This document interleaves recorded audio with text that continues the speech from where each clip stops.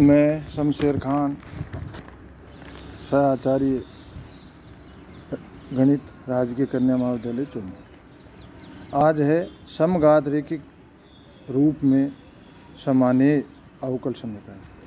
कल पिछली क्लास में अपन ने पढ़ा कि समघात रैखिक अवकल समीकरण, समघात रैखिक अवकल समीकरण। समघात रैखिक अवकल समीकरण को अपन हल कैसे करते थे? समघात रैखिक अवकल समीकरण को अचर गुणांक वाले रैखिक अवकल समीकरण में परिवर्तित करके फिर उसका हल करते थे। अब आज है दी हुई अवकल समीकरण समघात नहीं है, पर समघात में सामान्य, मतलब समघात में अपन परिवर्तित उसे बदल सकते हैं। तो अब इसमें क्या करेंगे? सबसे पहले दी हुई अवकल समीकरण अपने को लगे कि ये समघात अवकल समीकरण में सामान्य है, बदल सकते हैं, तो पहले इसको समघात अवकल समीकरण में बदलेंगे, समघात रैखिक अवकल समीकरण में बदलेंगे, फिर उसे अचर गुणांक वाले रैखिक अवकल समीकरण में बदलेंगे और फिर उसे हल करेंगे। समघात रैखिक अवकल समीकरण अवकल रूप में सामान्य अवकल समीकरण। अब हम ऐसे अवकल समीकरणों को हल करेंगे जिन्हें समघात रैखिक अवकल समीकरण में बदला जा सकता है। ऐसी समीकरण निम्न रूप में होती है: a प्लस बी एक्स कोष्टक में घात n D N Y upon D X N plus a1 plus a1 into A plus B X कोष्टक में घात n-1 D N minus one Y upon D X की power n-1 plus dash dash dash plus A N Y is equal to Q X. इस प्रकार के अवकल समीकरण है, इनको अपन समघात रैखिक अवकल समीकरण में बदल सकते हैं। इसके लिए अपन क्या करते हैं? जो कोष्टक में राशि है a प्लस बी एक्स, इसको v मान लेते हैं, फिर इससे D V upon D X करेंगे तो इक्वल टू आ जाएगा b। अब समघात रैखिक अवकल समीकरण में बदलेंगे तो अपने पास दी हुई अवकल समीकरण y और x में है, नई समीकरण y और v में प्राप्त होगी। तो अपन y और D Y upon D X को D square Y upon D X square को D N Y upon D X की पावर n को D Y upon D V के पदों में बदलेंगे। तो D Y upon D X is equal to D Y upon D V upon D X, D V upon D X का मान है b, तो ये b D Y upon D V, D square Y upon D X square is equal to D upon D X b D Y upon D V is equal to D upon D V, b कोष्टक में b D Y upon D V, कोष्टक के बाहर D V upon D X, D V upon D X का मान हो जाएगा b, और ये अपने पास आ जाएगा, इसका मान आ जाएगा b square D square Y upon D V square. इसी प्रकार आगे बढ़े तो D N Y upon D X की power n is equal to D B की power n D N Y upon D V की पावर n, डी वी की power n। उपरोक्त परिवर्तनों से समीकरण एक निम्न रूप में परिवर्तित हो जाती है: v की पावर n b की power n D N Y upon D V की power n plus a1 v की पावर n-1 b की पावर n-1 डी की power D N minus one Y upon D V की power n-1 plus dash dash dash plus A N minus one V B D Y upon D V plus A N Y is equal to Q. यहाँ अक्ष का मान अक्ष Q, अक्ष की जगह क्या आ जाएगा? v माइनस ए अपॉन बी, जो अपन ने माना उसके आधार पे, जो कि एक मानक समघात रैखिक अवकल समीकरण है। इसे नंबर 2 दे देते हैं। फिर अब ये क्या हो गई? समघात रैखिक अवकल समीकरण। तो अब इसे अचर गुणांक वाले रैखिक अवकल समीकरण में परिवर्तित करते हैं, बाद में इसे हल करते हैं। प्रश्न है, इसको अब अपन क्वेश्चन, एक आध क्वेश्चन डिस्कस करके ये मेथड क्लियरफाई करते हैं, समझते हैं। अपने पास क्वेश्चन है 1 प्लस 2x की power 2 D square Y upon D X square minus 6 1 plus 2x D Y upon D X plus 6y is equal to 8 1 plus 2x की पावर 2। तो ये अवकल समीकरण समघात रैखिक अवकल समीकरण में बदली जा सकती है। कैसे? 1 प्लस 2x को मान लेते हैं v, तो D Y upon D X is equal to हो जाएगा 2 D Y upon D V, D square Y upon D X square का मान हो जाएगा 2 की power 2 D square Y D upon D V square. तो दिया हुआ समीकरण अपने पास क्या आ जाएगा? 2 square V square D square Y upon D X square minus 12 V D Y upon D V plus 16 Y is equal to 8v²। ये क्या हो गई? समघात रेखिक अवकल समीकरण। अभी समघात रेखिक अवकल समीकरण को अचर गुणांक वाले रेखिक अवकल समीकरण में बदलने के लिए माना z is equal to log y, z is equal to log v या v इजकल टू e⁻z, तो 2² d into d minus 1 minus 12d plus 16 कोष्ठक के बाहर y is equal to 8e⁻2z। Capital D का मान यहाँ क्या है?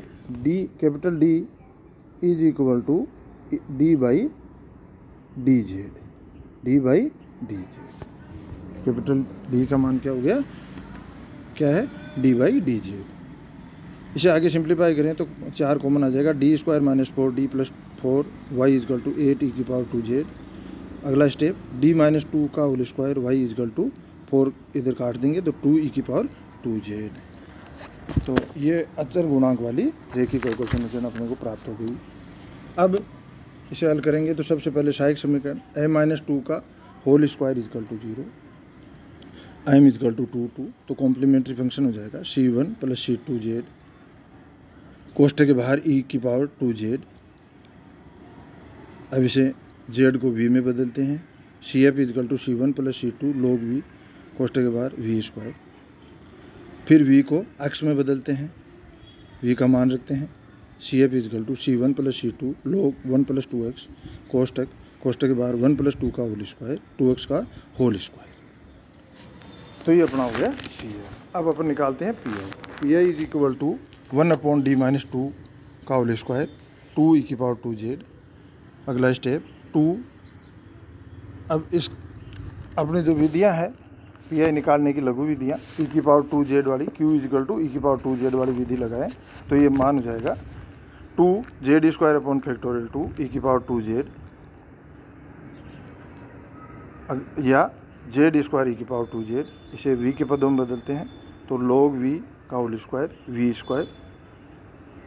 तो और फिर v का मान रखते हैं तो अपना pi प्राप्त होता है, pi is equal to log 1 plus 2x का 1 plus 2x whole square, 1 plus 2x का बाहर है, कोष्ठक के बाहर 1 प्लस 2x का whole square.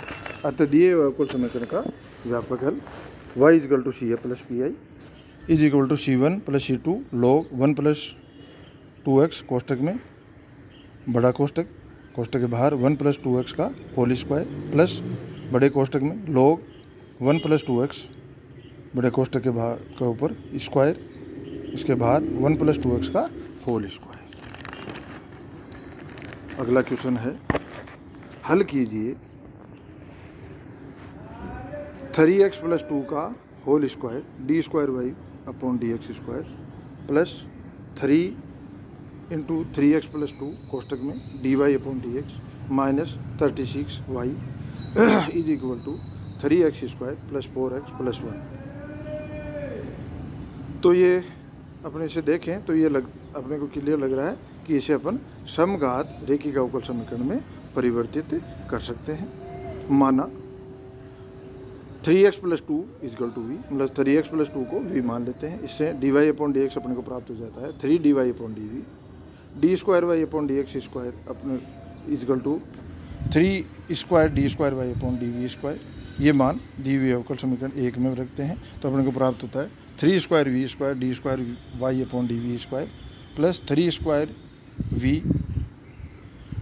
dy/dv minus 36y is equal to 3 x का मान रखें तो v-2/3 का whole square plus 4v-2/3 plus 1। तो ये एक समघात रेखिक अवकल समीकरण अपने को प्राप्त हो जाती है। अब इस समघात रेखिक अवकल समीकरण को हल करने के लिए क्या करते हैं, इसे अपन अचर गुणांक वाली रेखिक अवकल समीकरण में परिवर्तित करते हैं। तो माना z is equal to log v is equal to e⁻z, तो ये समीकरण नंबर 2 निम्न रूप में परिवर्तित हो जाएगी 3² d-1 plus 3² d minus 36y is equal to 3 कोष्ठक में e⁻z-2/3 का होल स्क्वायर प्लस 4 ई की पावर जेड माइनस 2/3 प्लस 1, और इसे सिंप्लीफाई करें तो अपने को प्राप्त होगा 9 बाहर और कोष्टक में डी स्क्वायर माइनस 4 कोष्टक बाहर वाई इज इक्वल टू 1/3 ई की पावर 2z माइनस 1, जो कि एक अचर गुणांक वाला रेखी का उल्टा समीकरण है। अतः सहायक समीकरण 9m स्क्वायर माइनस 9 कोष्टक में m square minus 4 is equal to 0, तो m का मान प्लस माइनस 2, तो CF हो जाएगा C1 ई की पावर 2z प्लस C2 ई की पावर माइनस 2z, या CF इज इक्वल टू, अब z का मान v में रख देते हैं तो C1 v square plus C2 v की पावर माइनस 2, v का मान रख देते हैं तो CF हो जाएगा C1 प्लस 3x प्लस 2 का whole square plus C2 3x plus 2 का होल घात माइनस 2, ये अपना CF हो गया। अब PI निकालते हैं तो PI is equal to 1/9 D square minus 4 E की पावर 2z माइनस 1/3, 3 को बाहर ले लेते हैं तो 1/27 कोष्टक में अलग अलग लिख देते हैं ई की power 2z upon D square minus 4 into E की power 2z minus 1/d square minus 4, और 1 को लिख देते हैं ई की पावर 0z। अब ई की पावर ax वाली विधि लगाते हैं PI निकालने की लघु विधि, तो अपने को अगला स्टेप प्राप्त होगा। लगाने के लिए अपने इसे थोड़ा परिवर्तित कर देते हैं, तो अगला स्टेप लिखें 1/27 कोष्टक में 1/d माइनस 2 d प्लस 2 ई की power 2z minus 1/d square minus 4 E की पावर 0z।